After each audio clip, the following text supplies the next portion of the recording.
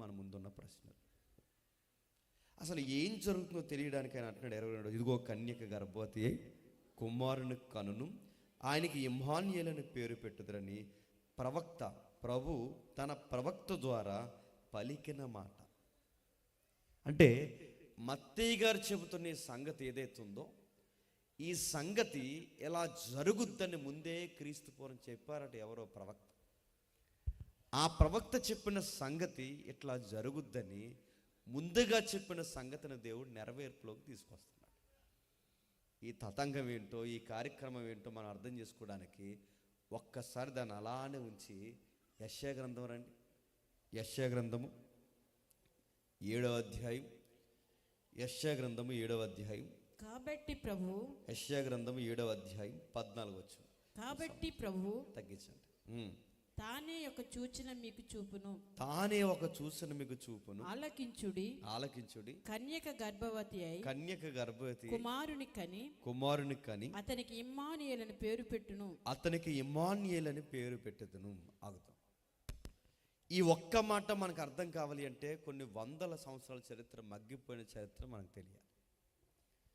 మత్తయి సువార్త 1వ అధ్యాయం 1వ వచనానికి, మత్తయి సువార్త 1వ అధ్యాయం 22వ వచనానికి, యెషయా గ్రంథం 7వ అధ్యాయం యొక్క జరుగుతున్న సంఘటనకి, ఇశ్రాయేలు రాజుగా యూదుల రాజులుగా పరిపాలిస్తున్న ఆ పరిస్థితులకి చాలా సంబంధాలు ఉన్నాయంట.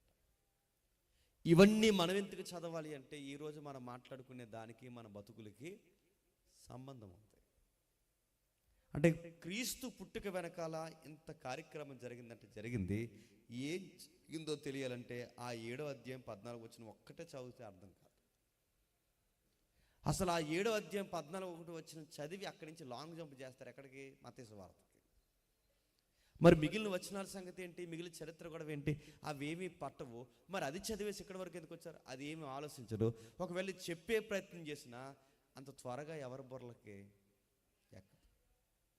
మనకి ఏమర్థమవుద్దంటే బంగారం, సాంబ్రాణి, బాలు, ఆ వర్తమానాలు అర్థమవుతాయి.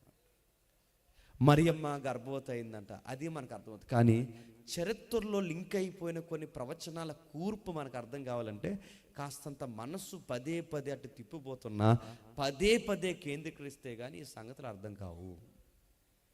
ఏముంది ఆ 7వ అధ్యాయం 1వ వచనానికి రండి. ఏముందో? యూదా రాజైన ఉజ్జియా మనవడును యోతాము కుమారుడనైన అహాజు దినములలో సిరియా రాజైన రెజీనును ఇశ్రాయేలు రాజును రెమల్య కుమారుడనైన పెకాహును యుద్ధము చేయవలెనని యెరూషలేము మీదకి వచ్చిరి గాని అది వారి వలన కాకపోయెను. నేను చదువుతాను. అది వారి వలన కాకపోయెను.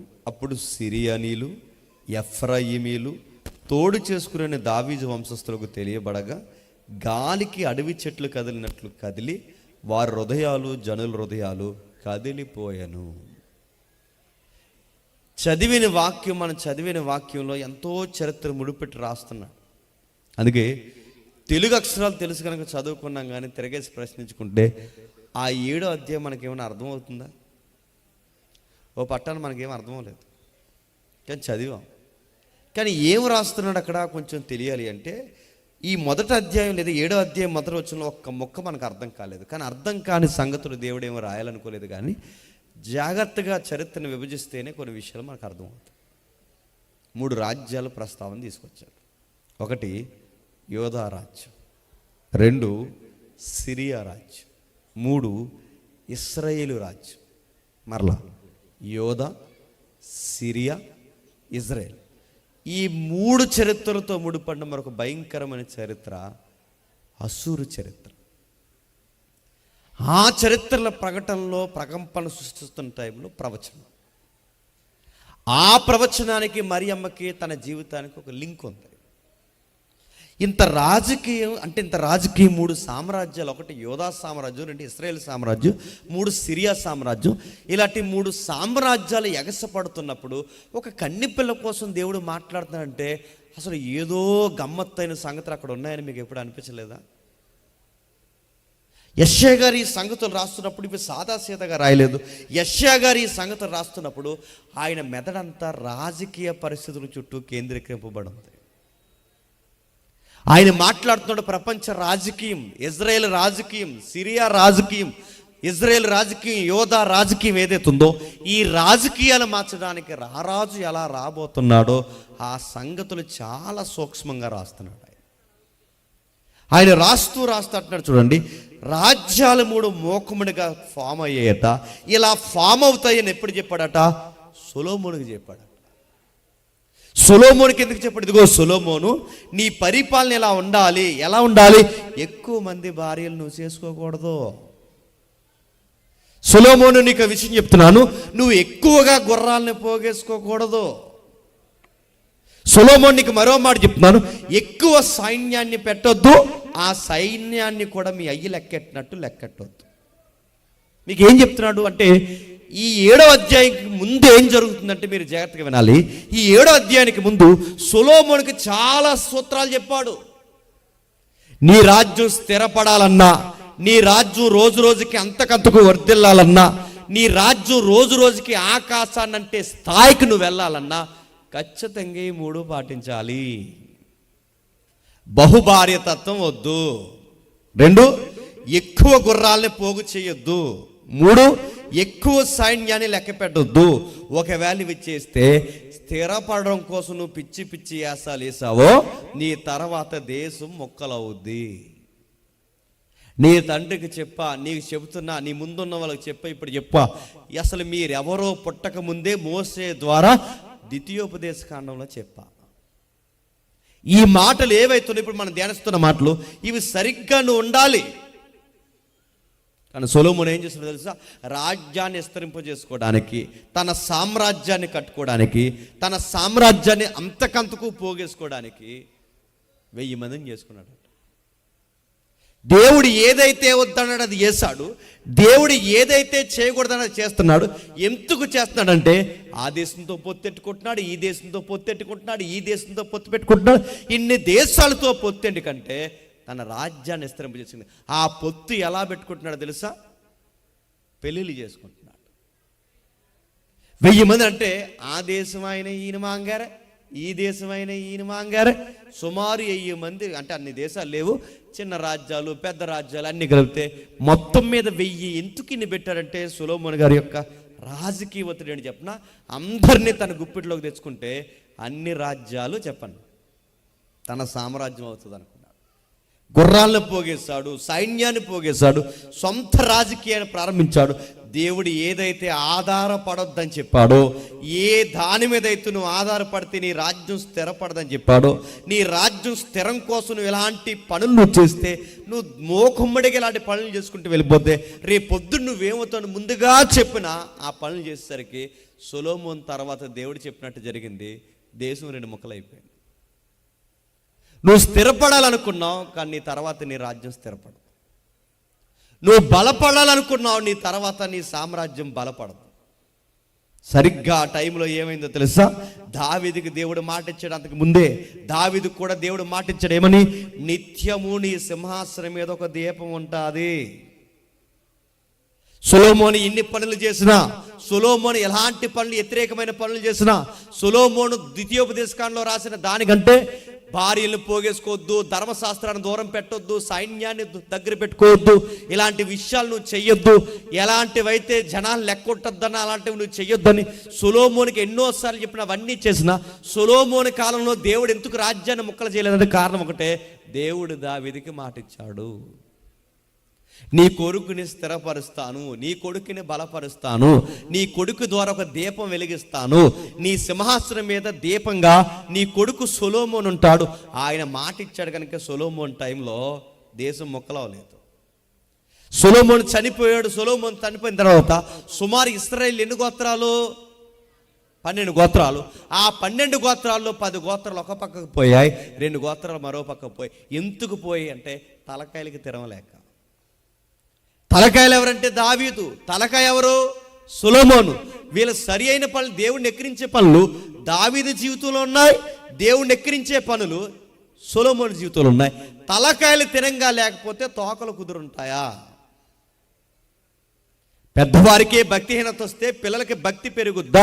సొలొమోనులో భక్తిహీనత ఎప్పుడైతే పెట్టిందో దాని ఎఫెక్ట్ దేశం మీద పడింది. అందుకే చూడండి, నాయకులు సరిగ్గా లేకపోతే ప్రజలు సరిగ్గా ఉండడు, కాపరు సరిగ్గా లేకపోతే సంఘం సరిగ్గా ఉండదు, ఇంటి యజమానికి బాధ్యత లేకపోతే ఆ ఇంటికి మంచి భవిష్యత్తు ఉండదు. రాజు ఎప్పుడైతే తెరవలేని పనులు చేశాడో, రాజుగారు చేసిన ఈ పనులకి దేశం నిజంగానే విభజింపబడింది. దేశం 2 ముక్కలైంది. 10 గోత్రాలు ఒక పక్కకు పోయాయి, 2 గోత్రాలు ఒక పక్కకు పోయాయి. సరిగ్గా క్రీస్తుపూర్వం, మీరు కావాలంటే రాసి పెట్టుకునే ఇష్టం తిరిగేయండి, సరిగ్గా క్రీస్తుపూర్వం 734లో అసూరు దాడి చేసింది. సరిగ్గా 730 టైంలో అసూరు సామ్రాజ్యం దాడి చేసింది. ఎందుకు దాడి చేసింది? వాళ్ళకి ఏమైనా తక్కువైందనా? వానికి వనరులు తక్కువయ్యాయని దాడి చేసింది. అసూరు సామ్రాజ్యం అంటే మీకు అర్థం కావాలంటే ఒక్కసారి అదే 7వ అధ్యాయం, మీకు ఇంకా బ్రైట్గా అర్థం కావాలంటే 17వ వచనం చదవండి ఒకసారి. అదే 7వ అధ్యాయం 17వ వచనం. కీడును విసర్జించుటకును, కీడును 7వ అధ్యాయం 17వ వచనం. యెహోవా నీ మీదకిని, నీ జనము మీదకిని, నీ పితరుల కుటుంబం వారందరి మీదకిని శ్రమ దినములను, ఎఫ్రాయిము యోధా నుండి తొలగిన దినము మొదలుకొని నేటి వరకు రాని దినములను రప్పించును. ఆయన అసూరు రాజు నీ మీదకి రప్పించును. ఇప్పుడు చెప్పండి, మాట వినకపోతే దేవుడు ఆ రోజైనా ఈ రోజైనా చేసే పని ఏంటి చెప్పనా? దేవుడు ఆకాశం నుంచి చెయ్యి ఇలా పెట్టి ఏంట్రా పనులని అడగడం, గుర్తుపెట్టుకోండి. ఆకాశం నుంచి చెయ్యేలా చేసి ఏంట్రా పని చేస్తాను కొట్టడు ఆయన. ఆయన దెబ్బ కొట్టాలంటే ఏం చేస్తాడంటే, నీ పక్కనున్న మరొక బలవంతుని లేపి చెప్పండి, నీకు మొట్టికాయల మీద మొట్టికాయలేస్తాడు. నీకెవడైతే నచ్చడో వాడిని నీ మీదకి ఎగేస్తాడో.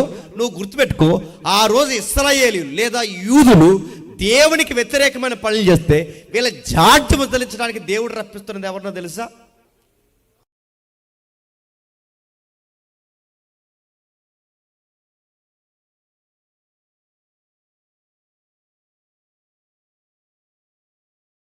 మనకు వ్యతిరేకమైన నాయకులు. బ్రాందీ షాపుకైనా కట్టుకోవడానికి పర్మిషన్ ఇస్తారు, కానీ చర్చి కట్టుకోవడానికి పర్మిషన్ ఇవ్వని ప్రభుత్వాలు. ఇలాంటి ప్రభుత్వాలు ఎందుకు వస్తున్నాయంటే జాడ్యం వదిలించడానికి. గుర్తుపెట్టుకోండి, ఎవరు ఎక్కాలన్నా, ఎవరు దిగాలన్నా, ఎవరు పరిపాలించాలన్నా, ఎవరు పరిపాలించకూడదన్నా, మళ్ళీ చెప్తున్నాను, ఏ రాజు ఎప్పుడు ఉండాలో, ఏ రాజు ఎప్పుడు ఉండకూడదు, ఏ నాయకుడు ఎప్పుడు ఉండాలి, ఏ నాయకుడు ఎప్పుడు ఉండకూడదు, ఎవరు ఎప్పుడు పరిపాలించాలో సమస్తము జరిగించేది ఎవరు చెప్పండి? అంటే ఇప్పుడు ఏ ప్రభుత్వాలు ఎవరు పరిపాలించాలో మనం ఓట్లేక ముందే నిర్ణయించింది ఎవరు చెప్పండి? ఎందుకు నిర్ణయిస్తున్నాడు? కారణం ఏంటి చెప్పనా? మనుషులు తన పిల్లలు దేవునికి అనుకూలంగా లేనప్పుడు బలవంతుల్ని సింహాసనం ఎక్కించి వాళ్ళ బలాన్ని ఎవరి మీద చూపించమంటాడు తెలుసా? బద్ధకస్తులైన తన పిల్లల మీద చూపించమంటాడు. ఇశ్రాయేలు కూడా అలాగే తయారయ్యారు. వాళ్ళు ఏం తయారయ్యారు అది కూడా చూడండి. వాళ్ళు చేస్తున్న పని, వాళ్ళు దేవుడికి వ్యతిరేకమైన పని చేస్తున్నారు. వాళ్ళు అయ్యలు అలా చేస్తారు, వీళ్ళు అలాగే చేస్తున్నారు.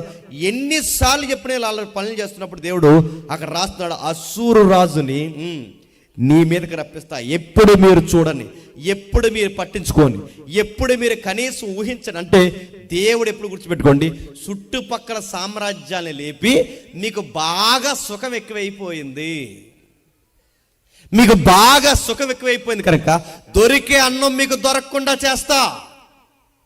మీకు నేను చెప్తాను, ఇది న్యూ ఇయర్ మెసేజ్, అలాగే క్రిస్మస్ మెసేజ్. గుర్తుపెట్టుకోండి, నువ్వు 25 అంతా బద్ధకంగా ఏడిస్తే నీ బద్ధకం వదిలించాలంటే నీ ఇంట్లో నీకు బద్ధకం ఎక్కువ అవుతుంది కనుక నీ ఇల్లుని ఏం చేయాలని తగిన చర్యలు మొదలెడతాడు. నేను మళ్ళీ చెప్తాను వినండి, నీకు బాగా బద్ధకం ఎక్కువైతే 5 ఏళ్ళు నోట్లోకి వెళ్తున్నాయా, నీకు దొరికే తిండి దొరకకుండా ఎలా చేయాలో ఆయన అడ్డుకొట్టలు ఇవ్వడం ప్రారంభిస్తాడు. ఇశ్రాయేలుకి బాగా పంటలు పండి, ఇశ్రాయేలు బాగా ఇల్లులు కట్టుకుని, ఇశ్రాయేలు బాగా సరంబీలు వేసుకుని, ఇశ్రాయేలు బాగా సుఖాన్ని, మరి సరాసరి ఎవరిని మర్చిపోయారు తెలుసా? దేవుడు మర్చిపోయారు. 24లోనే అలా ఏడుస్తారు, 25లోనే అలా ఏడుస్తారు. దేవుడిచ్చిన వనరులు ఉపయోగించుకుని, దేవుడిచ్చిన పంటలు తిని, దేవుడిచ్చిన ఇల్లు కట్టుకుని, దేవుడిచ్చిన సుఖాలకు మరిగి, దేవుడు చేస్తున్న కార్యాలనే మర్చిపోయి పూర్తిగా సుఖాలకు మరిగితే దేవుడు ఏం చేస్తాడు? ఆ తినే గొంతు పట్టుకుంటాడు. ఏమనుకుంటున్నారు? ఆ పరుగులు తీసే ఏవైతున్నావో నీ రథాలు పట్టుకుంటాడు, నీ బలాన్ని పట్టుకుంటాడు, నీ ఔన్నత్యాన్ని పట్టుకుంటాడు, నీ సైన్యాన్ని పట్టుకుంటాడు. నువ్వు ఏదైతే అతిశయ కారణం అనుకుంటున్నావో అతిశయాన్ని తొంగలో తొక్కుతాడు. ఆ రోజు సామ్రాజ్యానికి బుద్ధి చెప్పడానికి దేవుడు చేస్తున్న పని చూడండి. చుట్టుపక్కల సామ్రాజ్యాలు లేపుతున్నావు. దేనికి ప్రవ్వా? సిరియాని ఎందుకు లేపుతున్నావు? ఎఫ్రాయిముని ఎందుకు లేపుతున్నావు? ఈ రెండిటికన్నా ఘోరమైన సామ్రాజ్యం అశ్షూరుని ఎందుకు లేపుతున్నావు అంటే యోధాని కొల్లగొట్టడానికి లేపుతున్నాను, ఇశ్రాయేల్ని కొల్లగొట్టడానికి లేపుతున్నాను. ఎందుకు కొల్లగొట్టబోతున్నావు అంటే వీళ్ళకి పంటలు పండితే పంటలు ఇచ్చిన నన్ను మర్చిపోయారు, వీళ్ళకు వర్షాలు కురిపిస్తే వర్షాన్ని ఇచ్చి నన్ను మర్చిపోయారు, వర్షానికి దండం పెట్టడం స్టార్ట్ చేశారు. వీళ్ళకి జీవాహారం ఇస్తున్న నన్ను మర్చిపోయారు, జీవనదులని నదులకు మొక్కడం స్టార్ట్ చేశారు. ఒకటా రెండా? వాళ్ళకి గృహాన్ని ఇచ్చి నీడనిచ్చి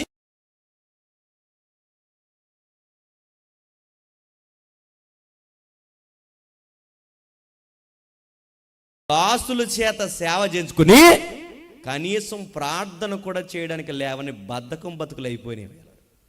ఇప్పుడు చెప్పండి, ధర్మశాస్త్రం లేదు, దేవుడి భయం లేదు, ప్రార్థన లేదు, ఆసక్తి లేదు. పరిచర్యలో ఉండాలన్న దేవాలయంలోకి వెళ్ళి ఆ దేవాలయపు కార్యక్రమంలో బలులు లేవు, నైవేద్యాలు లేవు, బలిపీఠాలు లేవు, ఏవైతునో హోమార్పులు లేవు, కృతజ్ఞతార్పణలు లేవు. ఇవేమీ దేవుడికి ఇవ్వకుండా ఇశ్రాయేలు సమాజం సుఖపడుతుంటే వీళ్ళ సుఖానికి బద్ధకం తోడైతే ఈ బద్ధకాన్ని వదిలించాలా వద్దా? దావీదు రాజ్యంలోనే అలాగే జరిగింది, సొలొమోను రాజ్యంలోనే అలాగే జరుగుతుంది. ఇప్పుడు 42 మంది రాజులు వచ్చారు, వీళ్ళు కూడా అలాగే చేస్తున్నారు. సరిగ్గా దేవుడు చర్యలు మొదలు పెట్టాడు. ఎలాంటి వారిని ఉసుగొలిపాడు తెలుసా? జాలి, దయ, కనికరం, ఏ మాత్రం జాలి చూపని ఒక క్రూరమైన రాజుని పిలుస్తున్నాడు. ఆడి పేరు అశ్షూరు రాజు. వాడు ఏం చేస్తాడు? మనిషి బతుకుండగా ఎలా చంపుతారు తెలుసా? మనిషి బతుకుండగానే శర్మను వదిలేస్తారు. వాళ్ళు ఎందుకు అలా చేస్తారంటే ముందు టెస్ట్ వేస్తారు, దాన్నే గవిని ఎలుపులను టెస్ట్ వేస్తారని బైబిల్లో చదువుతాం.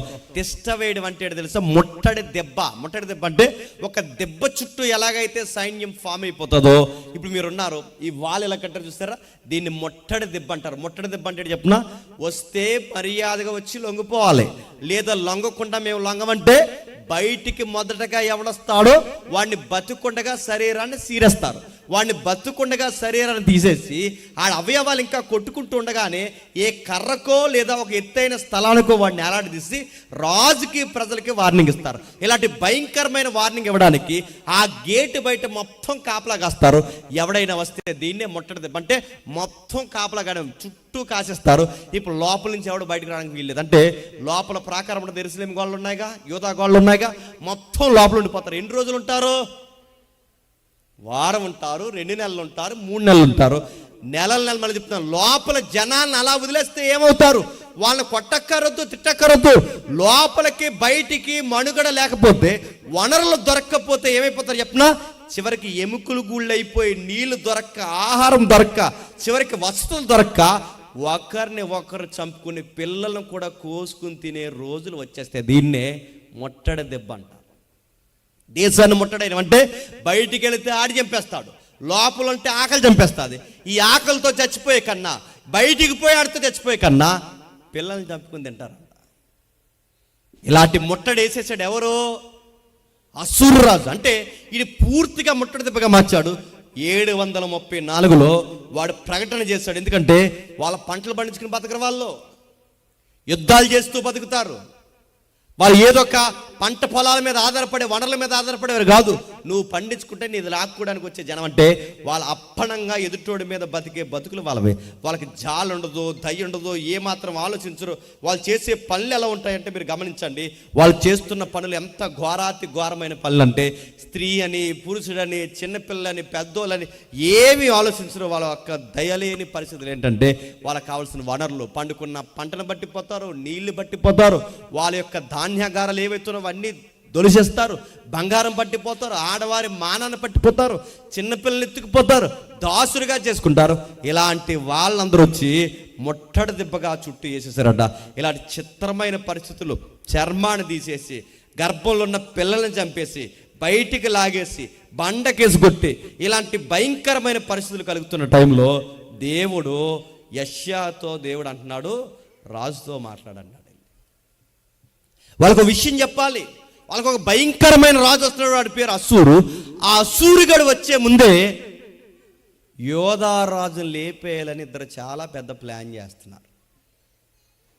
మీకు అర్థమైన చూడకుండా చెప్పు, ఇది రాజకీయం. 7వ అధ్యాయం చుట్టూ ఏం జరుగుతుందంటే ఒక పొలిటికల్ సైన్స్ ఉంది, ఒక రాజకీయం ఉందంటే యోధా దేశానికి దేవుడు బుద్ధి చెప్పాలనుకున్నాడు. ఆయన బుద్ధి చెప్పేలోపు దేవుడు చేస్తున్న పని ఏంటో తెలుసా?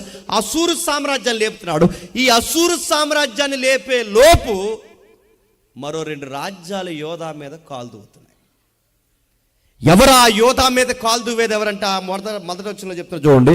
యోధా రాజు మీదకి కాలు దూవుతున్నది సిరియా, ఇశ్రాయేల్.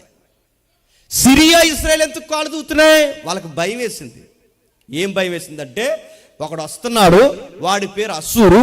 వాడు మొట్టడి తిప్పగా ఎవరిని ముందుగేస్తాడంటే ముందు సిరియాని మింగేస్తాడు, తర్వాత ఇశ్రాయేల్ని మింగేస్తాడు, మూడోది యోధాని మింగేస్తాడు.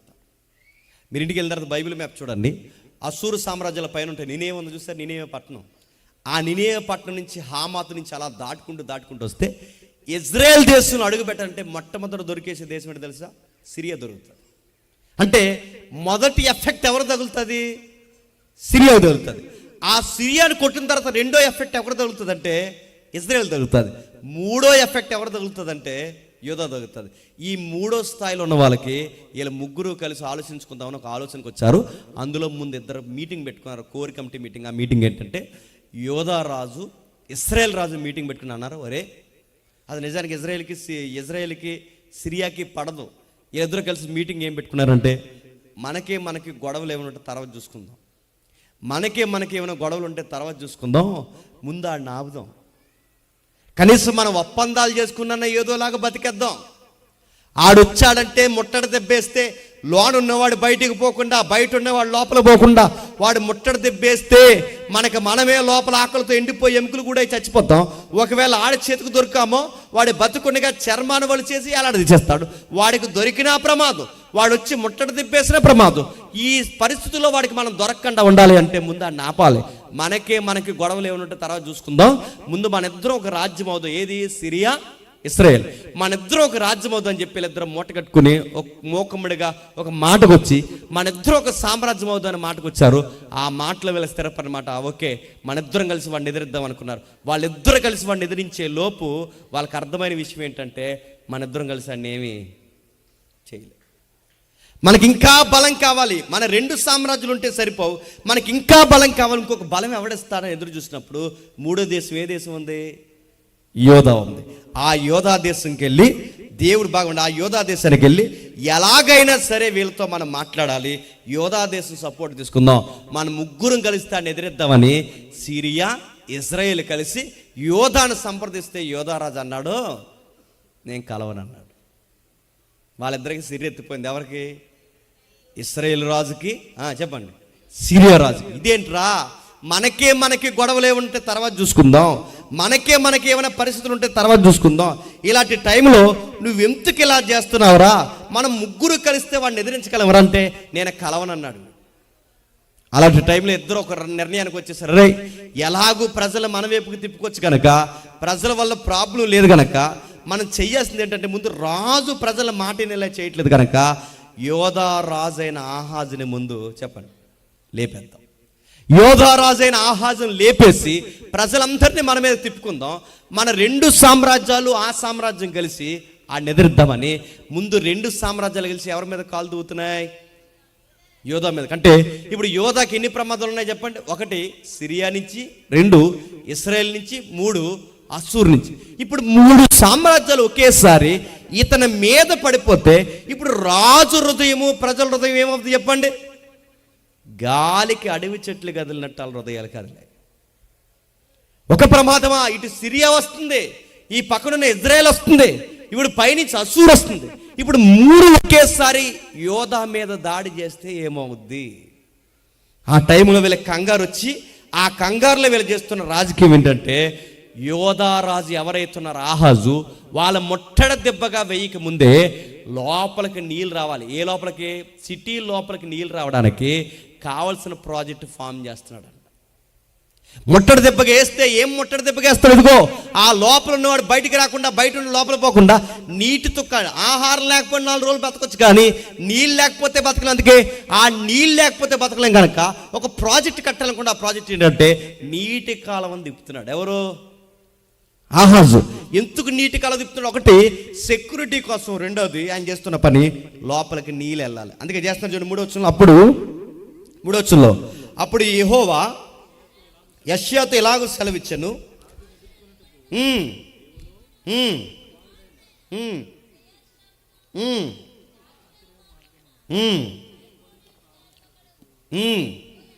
ఎక్కడికి వెళ్ళాలట? సాకిరేవు మార్గన పైన కోనేటి కాలవ కడ వరకు పోయి. ఇక్కడ 2 విషయాలు ఉన్నాయి. సాకిరేవు మార్గంలో కోనేటి కాలవ వరకు ఎందుకు పోవాలి? కాలవ దగ్గర పనేటి రాజుగారికి, పైగా అది ఏ రేవట? సాకిరేవు. సాకిరేవు దగ్గర పనేటి బట్టలు ఉతుక్కోవడానికి వెళ్ళాడా? రాజు బట్టలు ఉతుక్కుంటాడు కాదు. అక్కడికి ఎందుకు వెళ్ళాడంటే వాడు చుట్టూ వచ్చి ముట్టడేసాడు అనుకోండి, ముట్టడి దెబ్బేసాడు అనుకోండి, వాడు ముట్టడి దెబ్బగా మొత్తం దేశాన్ని మూసేస్తే లోపలికి ఆహారం దొరకపోయినా పర్లేదు కొన్ని రోజులు, కానీ ఖచ్చితంగా ఏం దొరకాలి? నీళ్ళు దొరకాలి. ఇప్పుడు లోపలికి నీళ్ళు కావాలి. పైగా ఆ బయట ఉన్న లోపల రాకుండా ఆ లోపల చుట్టూ ఒక కెనాల్ తవ్వించాలి. అంటే వాడు ఎంత జయించి వచ్చినా కోటెక్కకూడదంటే చుట్టూ ఒక కెనాల్ ఉండాలి. చుట్టూ ఒక కాలువ తవ్విస్తున్నాడు. ఆ కాలువ నీళ్లు ఎక్కడ మళ్ళిస్తున్నాడు? లోపల మళ్ళిస్తున్నాడు. ఎందుకు? వాళ్ళ ముట్టడి దెబ్బ వేస్తే ఆ ముట్టడి దెబ్బలో వీళ్ళు కొట్టుకుపోకుండా ఆహారం నీళ్ళు లేకుండా చచ్చిపోకూడదని కావలసిన ఆహారపు ఇలువలు, నిలవలు, ఇంకా ఏవైతున్న నీళ్లు, ఇవన్నీ పోగేసిన పని ఉన్నాడు. ఎందుకు? ఎలాగైనా వీళ్ళు మమ్మల్ని ముట్టడేస్తారు. వీడి భయం వల్ల గుర్తుపెట్టుకోండి, అశ్షూరు మీద భయం వస్తుంది. 2 ఈ సిరియా ఎఫ్రాయిం మీద భయం వస్తుంది.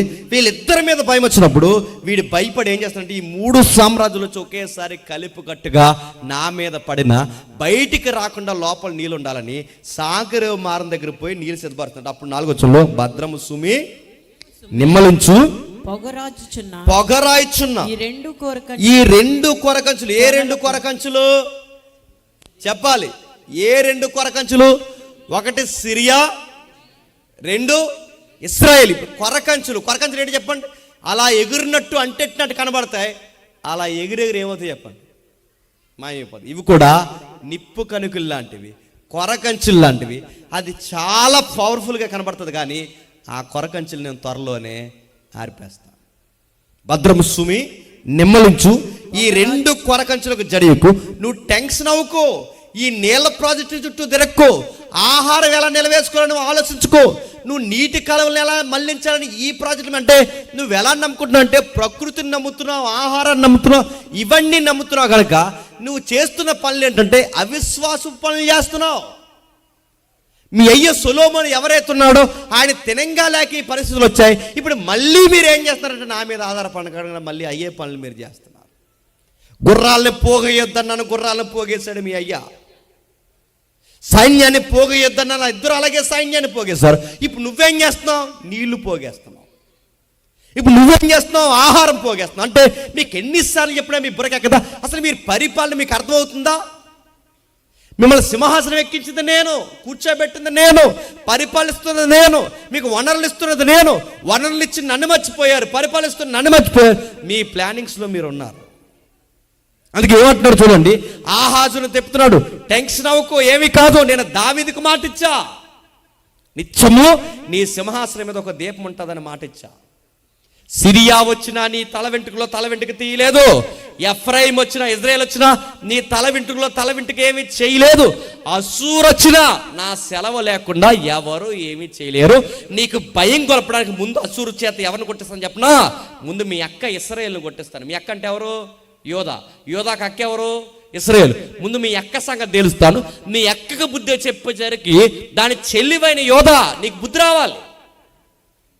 నీకు బుద్ధి వస్తే కానీ నేను ఎలాంటి కార్యాలు చేస్తే నీకు అర్థం కావట్లేదు. అందుకే నీకు చెబుతున్న విషయం మళ్ళా చెప్తున్నా. భద్రము సుమి నిమ్మలించు ఈ పొగరాయిచున్న ఈ 2 కొరకంచుల కొనలకు నువ్వు జడియకు, నీ గుండె అవి నీకు సిరియా ఎఫ్రాయిం కీడు చేయాలని ఆలోచిస్తుంది.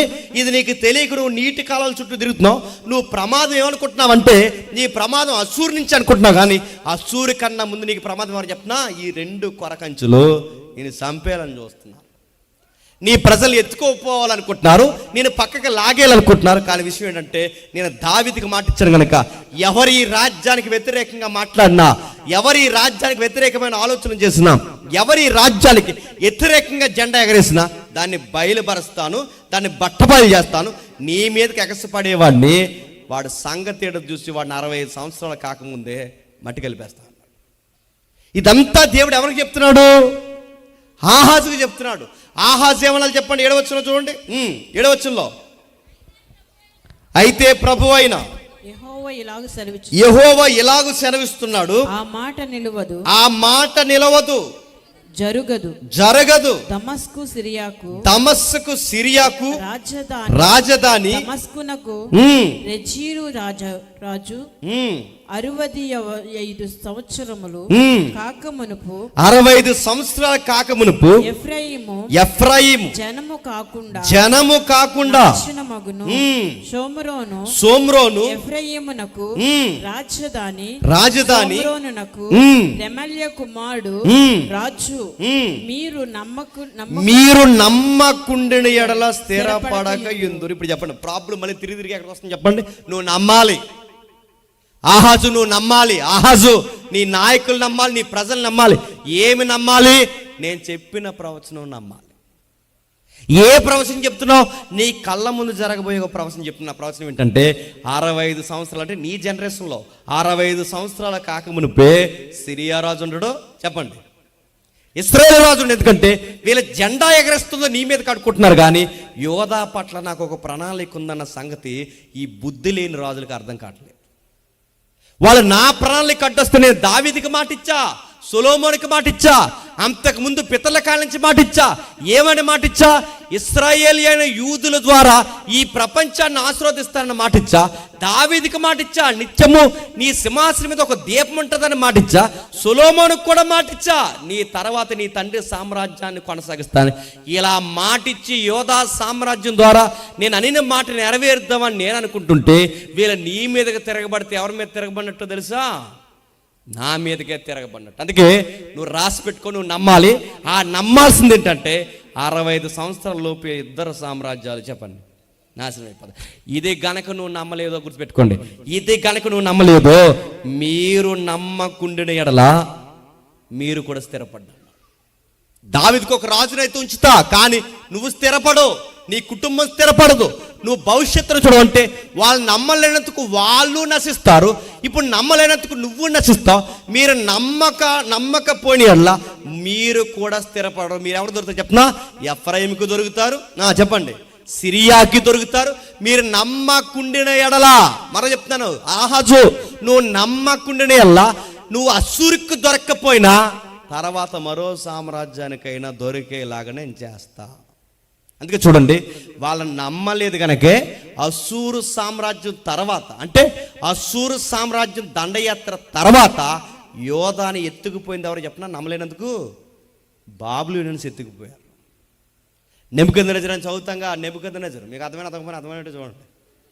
నెబుకద్నెజరు చదువుతాంగా, నెబుకద్నెజరు ఎందుకు ఎత్తుకెళ్ళిపోయాడంటే ఈ పనికి మాలిన రాజులు దేవుని ప్రవచనాలు నమ్మలేదు, ఆయన చెప్పింది పాటించలేదు. దానియేలు లాంటి వాళ్ళు కూడా ఎందుకు చెరసాలకు పోవాల్సి వచ్చింది? ఆయన ప్రవచనాలు చెప్తుంటే తలకాయలు నమ్మలేదు. తలకాయలు చేసిన పనికి పనిష్మెంట్ ఎవరు తిన్నారు తెలుసా? పిల్లలు కూడా తిన్నారు. 65 సంవత్సరాలు కాకముందే నాశనం అవుతుంది, ఈ ప్రవచనం మీరు నమ్మండి అంటే వాళ్ళు నమ్మలేదు. అలా నమ్మని పరిస్థితుల్లో దేవుడు వాళ్ళు చెప్తున్నాడు. ఎందుకు దేవుడు ఎంత మాట్లాడుతున్నా ఆహాజు ఎందుకు పట్టించుకోవట్లేదు తెలుసా?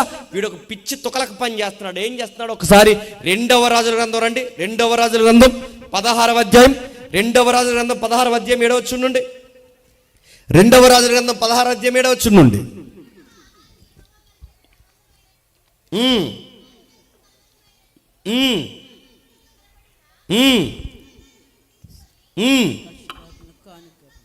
ఏంటట?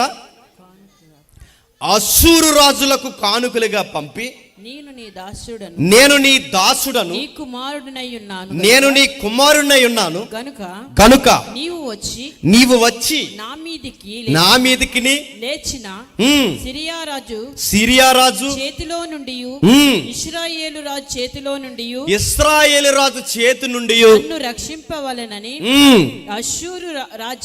అష్షూరు రాజైన తిగ్లత్-పిలేసెరునొద్దకు దూతను పంపగా. ఇప్పుడు చెప్పండి, మీకు ఏమర్థం అవుతుంది చెప్పండి.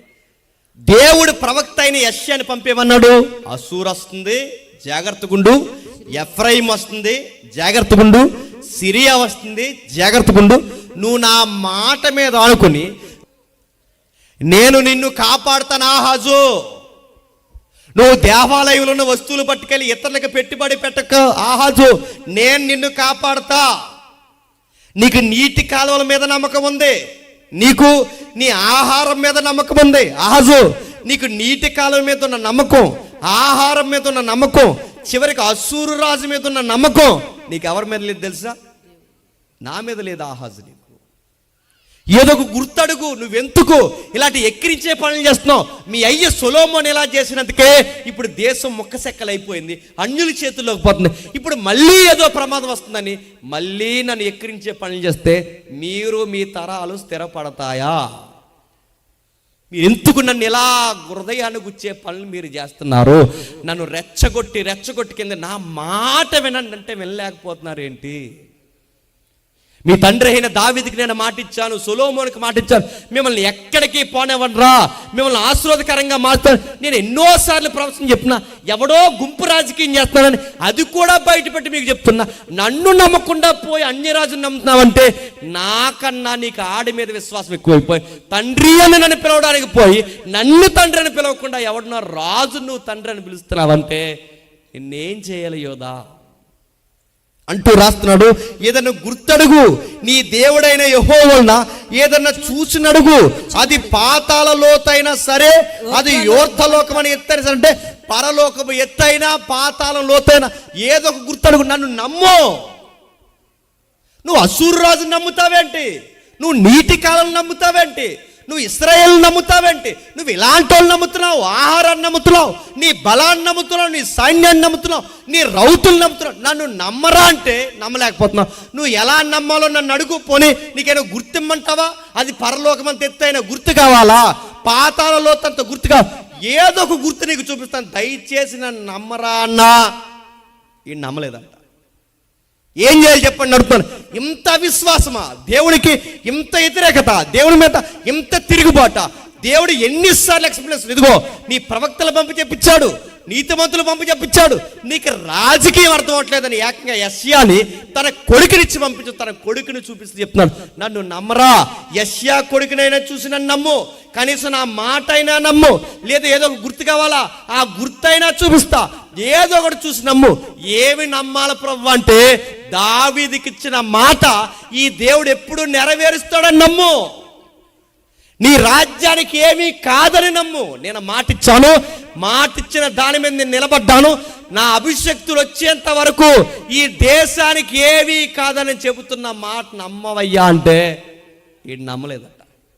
నీటి కాలంనైనా నమ్మాడు, అష్షూరు సామ్రాజ్యాన్ని నమ్మాడు, ఆహారాన్ని నమ్మాడు, కానీ దేవుడు నమ్మలేదు. దేవుడు ఆహాజు ఏమంటాడు చూడండి. ఆహాజు నేను నమ్మను యెహోవాను చెప్పండి ఏమంటున్నాడు? ఆ మాటకు అర్థమని చెప్పండి. నువ్వెందుకు నమ్మవు అంటే నువ్వు అనుకుంటున్నావు అష్షూరుతో పొత్తెట్టుకున్నా నాకేట అనుకుని దేవుణ్ణి సంప్రదించడానికి కూడా ఇష్టపడలేదు. మీకు అర్థమవుతుందో లేదో? చాలా మంది చర్చికి రావడానికి ఎలాగైతే ఇష్టపడకుండా దొంగ కారణాలు చెబుతారో, చాలా మంది దేవుని పరిచర్యలో ఉంటామని దైవజనులకి మాటిచ్చి, చాలా మంది ఉంటారు చూసారా, ఆ వయసు అయిపోయిన దైవజనులకి మాటిచ్చి తప్పించుకుని ఎలా తిరుగుతారంటే వాళ్ళకి రావడం ఇష్టం లేదు, ఏదో కారణం. ఆ కారణాలు ఎలాగైతే చెబుతారో అష్షూరు రాజు, క్షమించండి, అష్షూరు రాజును సంప్రదించిన ఆహాజు కూడా వాడికి దేవుడితో మాట్లాడడం ఇష్టం లేక, దేవుడి ప్రవచనం మీద ఆనుకోవడం ఇష్టం లేక పైపచ్చికి ఏమంటున్నాడు తెలుసా? నేను దేవుని బాధ పెట్టినాను. ఇదేదో పైకి దేవుడి మీద ప్రేమ ఉన్నట్టు మాట్లాడతాడు, కానీ వీడికి దేవుడి మీద ప్రేమ కాదు. వీడికి దేవుడి మీద ప్రేమ కన్నా ఎవరి మీద నమ్మకం ఎక్కువ చెప్పండి? అష్షూరు రాజు మీద నమ్మకం ఉంది, అష్షూరు బలం మీద నమ్మకం ఉంది. అందుకే అష్షూరు రాజు మీద, అష్షూరు బలం మీద నమ్మకం ఎక్కుపోయి నేను అడగను, యెహోవాని సోదరుని ఎందుకు అడుగుతావు? దేవాలయంలో ఉన్న వస్తువులే వాడికి పెట్టుబడి ఇస్తున్నావు. ఎందుకు అడుగుతావు? బలిపీఠం మీదే సిరియా బలిపీఠాలు ఎక్కిస్తున్నావు. నువ్వెందుకు నమ్ముతావు? నువ్వు దేవుడి కన్నా దేవతలు నమ్ముతున్నావు, నువ్వు దేవుడి కన్నా రాజుని నమ్ముతున్నావు, నువ్వు దేవుని కన్నా బలాన్ని నమ్ముతున్నావు, నువ్వు దేవుని కన్నా ఆహార నిలవలను నమ్ముతున్నావు, నువ్వు దేవుని కన్నా నీ ప్లానింగ్స్ని ఎక్కువ నమ్ముకుంటున్నావు. ఆ టైంలో అంత అవిశ్వాసం ఎత్తిక్రిస్తున్నప్పుడు ప్రవక్త అంటున్నాడు, అతడు ఇలా అనేను, అతడు ఎలాగూ చెప్పును, దావీదు వంశస్థులారా వినండి, మనుషులను విసిగించడం చాలదనుకుని నా దేవుని కూడా ఎంతకాలం మీ పితరుల దగ్గర నుంచి నేను మాటిస్తాను, అప్పుడు నమ్మలేదు, మీ పితరులు నమ్మరు, మీ పిల్లలు నమ్మరు, మీరు నమ్మరు. ఎంతకాలం దేవుణ్ణి ఇసిగిస్తారు? రాజుని అడగమంటే వాడు అడగనంటాడు, ప్రజల్ని అడగమంటే వీళ్ళు అడగనంటారు. మరి ఎవర్రా నా మాట నమ్మేది? పైకి ఎవడన్నా వస్తున్నాడంటే గాలికి అడవి చెట్లు కదిలినట్టు కదిలిపోతాయి. ఏదైనా ప్రమాదం వస్తే ఆ ప్రమాదాన్ని తట్టుకోలేక ఇబ్బంది పడిపోతారు. ఎవడో జెండా ఎగరేస్తుంటే వాడు కాలు కడగడానికి పోతారు, ఎవడో బలవంతం వస్తుంటే ఊడియం చేయడానికి పోతారు, వాడు అడుగులకు మడుగులు ఎత్తడానికి పోతారు. నేను ఏదైతే చెప్పానో అది పూర్తి వ్యతిరేకమైన పని చేస్తా. నన్ను నమ్మండ్రా అని చెప్తే పంట ఇచ్చి నన్ను నమ్మరు, నీరిచ్చి నన్ను నమ్మరు, ఏదైనా నమ్మరు. చివరికి మనుషుల మీద, ఆహార వస్తువుల మీద ఆధారపడుతున్నారు. ఎంతకాలం విసిగిస్తారు? మీ ముందున్న రాజులు అలా చేస్తారు, ఇప్పుడు అలా చేస్తున్నారు. యోధా ప్రజలారా, మీరు మనుషుల్ని ఇసికిస్తున్నారు. అంటే నీతిమంతుని ఇసికించారు, ప్రవక్తలు ఇసికించారు, మంచి చెప్పిన ప్రతి ఒక్కరిని ఇసికించారు. ఇది సాలదని ఇప్పుడు ఎవరిని ఇసికిస్తున్నారు చెప్పండి? దేవుడు వచ్చి బతిమలాడుతున్నాడు. నిజంగా దేవుడు వచ్చి బతిమలాడు, రే ఏదో గుర్తు అడగరా, అది పరలోకమంత ఎత్తైన, పాతాళ లోకమంత లోతైన ఏదో గుర్తు అడగ, నేను చూపిస్తాను. దయచేసి అవిశ్వాసపు కాకరా, విశ్వాసగా ఉండరా, నువ్వు దయచేసి అవిశ్వాసపు కార్యాలు చేయకరా, విశ్వాసగా ఉండరా అని ఎంత బతిమలాడినా, ఎన్నిసార్లు అడిగినా ఎవరిని ఇసుకిస్తున్నారు చెప్పండి? సరిగ్గా ఆ టైంలో దేవుడు చెప్పిన ప్రవచనం ఏంటో చెప్పండి. కాబట్టి ప్రభు తానే ఒక సూచన మీకు చూపును. కాబట్టి ఏంటి? నీ ప్రజలు అడిగినా అడగకపోయినా, రాజు నువ్వు అడిగినా అడగకపోయినా, ఈ ప్రజల్లో ఎవడు అడిగినా అడగకపోయినా, మీరు అడిగినా అడగకపోయినా దేవుడే ఈ ప్రపంచానికి తన నమ్మిన ప్రజలకు గుర్తు చూపించాలని డిసైడ్ అయిపోయాడు. ఏదో ఒక గుర్తు అడగంటే మీరు ఎలాగూ అడగరు, మీ ప్రజలు ఎలాగూ అడగరు. అస్సూరుకు భయపడొద్దు, సిరియాకి భయపడొద్దు, ఇశ్రాయేలుకి భయపడొద్దు, ప్రమాదానికి భయపడొద్దు, నీకేమీ జరగదు, నీకెందుకు ఏమీ జరగదని చెప్తానంటే, దావీదు సింహాసనం ఒక దీపం ఉంటుందని చెప్పాను. ఆ దీపం వచ్చే వరకు ఏమీ జరగదు. నీకు ఏదో గుర్తు మీరు ఎలా గుర్తడగలేదు కనుక ఆ దీపం ఎలా వస్తుందో మీకు గుర్తు చూపిస్తాను. మీరు అడిగినా అడగకపోయినా, మీరు అడిగినా అడగకపోయినా, మీ రాజకీయ లబ్ధి కొరకు మీరు నమ్మినా నమ్మకపోయినా నేను ఒక దీపాన్ని చూపిస్తాను. ఆ గుర్తు ఏంటంటే, కాబట్టి దేవుడు తానే ఒక గుర్తుని మీకు చూపును. ఆలకించుడు. కన్యక గర్భవతి అయి కుమారుని కని అతనికి ఇమ్మానుయేలని పేరు పెట్టేది. చెప్పండి, కన్యక గర్భవతి అయి కుమారుని కని. కన్యక ఎందుకు గర్భవతి అవ్వాలి? పెళ్ళైన ప్రతి స్త్రీ గర్భవతి అవుద్ది, కానీ పెళ్ళి కాకుండా ఒక కన్య పిల్ల గర్భవతి అయితే అది గుర్తు. మగగాలి తగలకుండా, పురుష సంయోగం లేకుండా, ఏ సంబంధం లేకుండా, ఆదాము మొదలుకొని అవ్వ మొదలుకొని ఇప్పటి వరకు స్త్రీ పురుషుల కలయిక వల్లనే బిడ్డలు పుడితే, ఏ కలయిక లేకుండా, ఏ అపవిత్రత లేకుండా, ఏ సంభోగము లేకుండా, ఎలాంటి అపవిత్ర కార్యాలు జరగకుండా, పురుష గాలి కూడా తగలకుండా ఒక కన్య పిల్ల ఈ ప్రపంచ పటం మీద ఎప్పుడైతే గర్భవతి అవుతాదో ఆ రోజు నేను దావీదుకి ఇచ్చిన మాటను జ్ఞాపకం చేసుకోండి. దావీదుకి ఏమని జ్ఞాపకం ఇచ్చావు?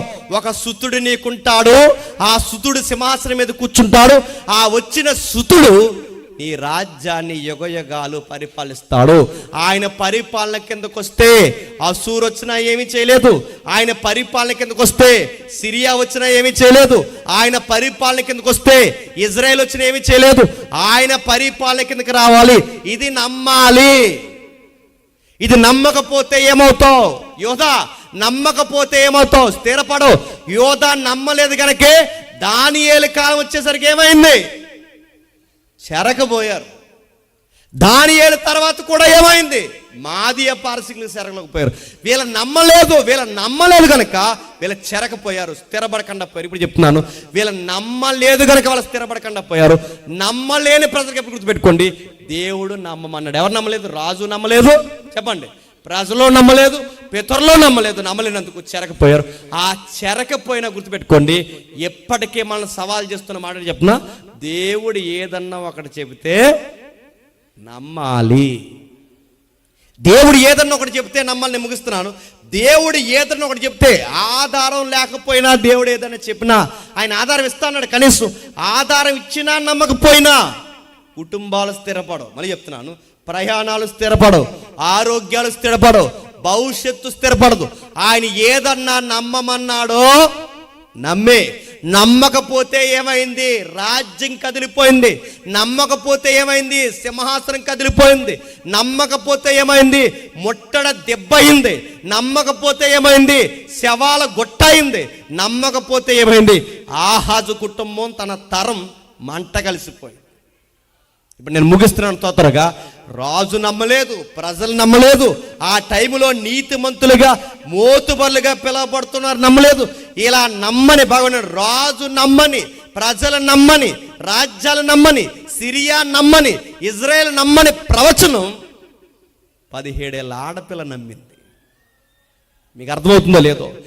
ఎవ్వరు నమ్మలేని టైంలో కొన్ని వేల సంవత్సరాలు అలా కూరికిపోయి పాతికిపోయిన ప్రవచనం, అంటే దేవుడి కన్యక గర్భవతి కుమారుని పుట్టిస్తున్న ప్రవచనం. ఆహాజు రాజు నమ్మలేదు, ఏ రాజు నమ్మలేదు.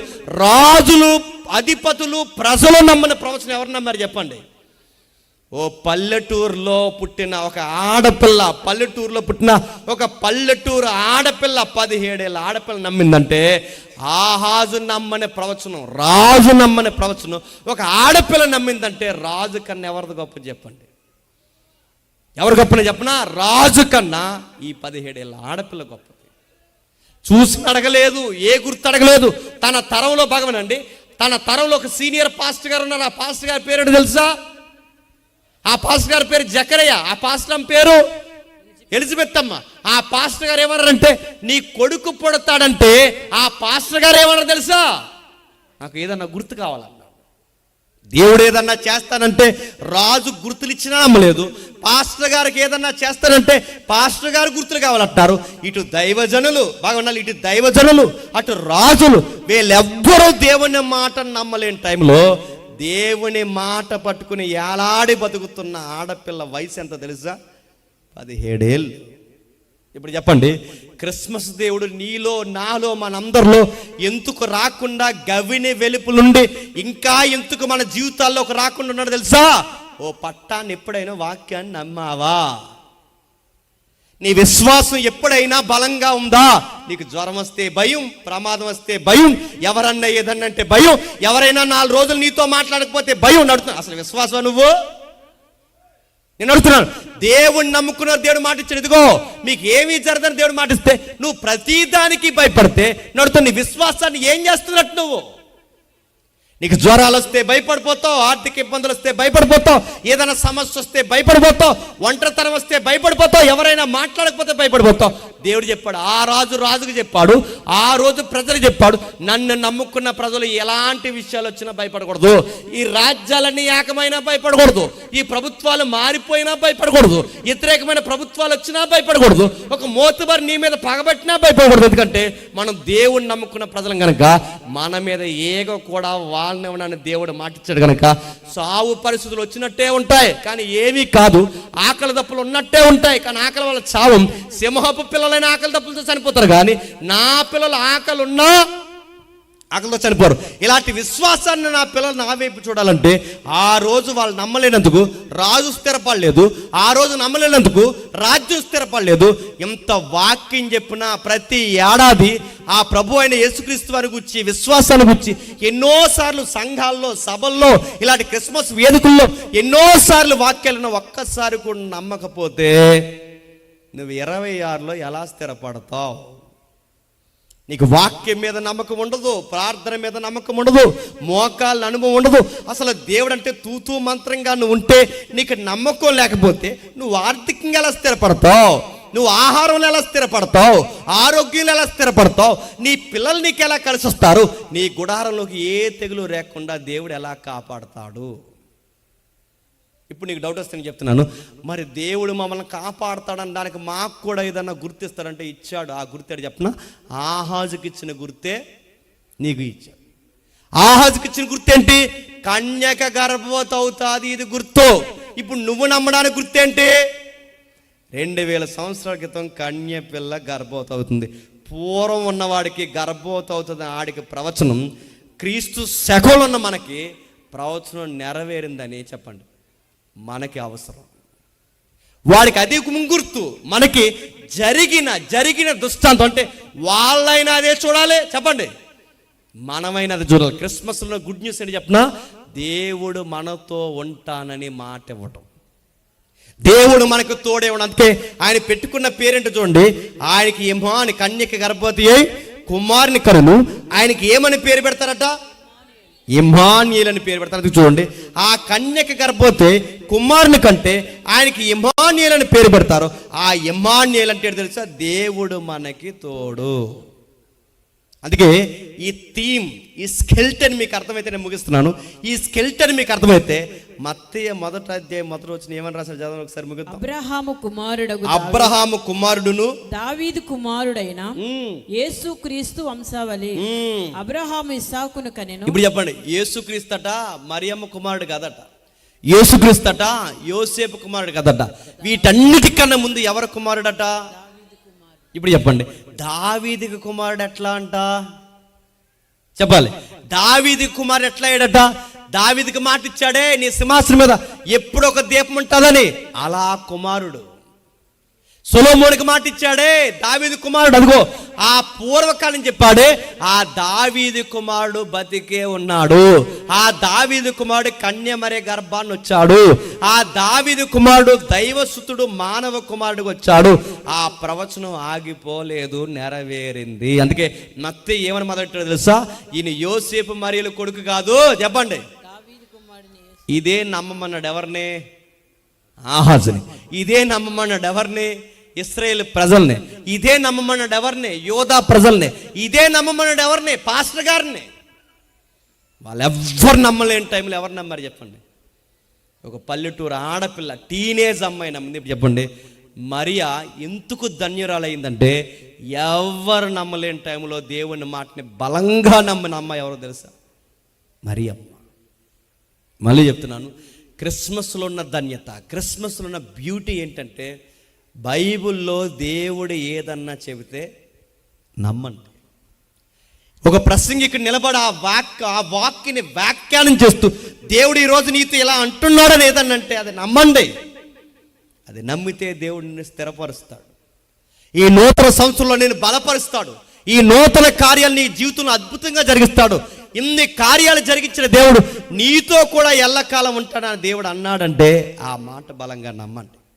అందుకే మత్తయి ఏమంటాడు చూడండి ఒకసారి, 1వ అధ్యాయం ముగిద్దాం. 22వ వచనంలో, మత్తయి సువార్త 1వ అధ్యాయం 22వ వచనం, ఇదిగో కన్యక గర్భవతి అయి కుమారుని కనును, ఆయనకు ఇమ్మానుయేల్ అని పేరు పెట్టుదు. అతనికి ఇమ్మానుయేల్ అని పేరు పెడతారు.